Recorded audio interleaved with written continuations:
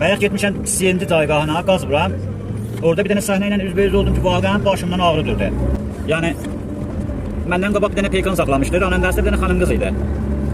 Geçdik caygaha, xanım düşdü caygahda qazım vura, o mütəsəddiyə qaz, şilanki qazı ki, nəsb elədi bunun maşınına, xanım düşdü yerə, nə mənə deyə yaxdır, vaqəən adam baş ağrır, vaqəən təcrübə eləməlidir. Mütəsəddiyə qaza deyir ki, 4000 tümənlikdən izafə qaz vurma. Mütəsəddi əvvəl güldü bir, təbəssüm elədi ki, bəlkə şoxluq edir xanım. Dedi xanım, bəlkə 5000 tümənlik oldu, mən neyiniyim onda? Dedi 5000 tümənlik olsa, onda məcbursan cibindən verəsən. Çünki mənim vaqəən 4000 tüməndən izafə yoxum da qaz pulu verəm. 4000 tümənim var bu alinədarıma.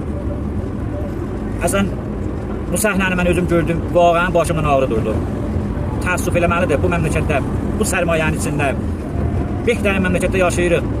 Amma millət acından ölür, millət gün sürəyinə mətəldir. Niyə gərək bir dənə xanım qız Qogol deyirlər 4000-5000 tümən qaz pulu nə mənədir ki, bu 5000 tümən qaz pulu bunda olmuyor.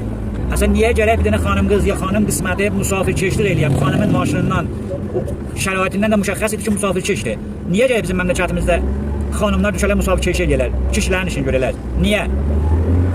Vaqəən mən bilmirəm nə mənə deyəm. Kommentlərinizdə mənə nəzərlərinizi yazın. Hətmən yazın kommentlərdə nəzərlərinizi.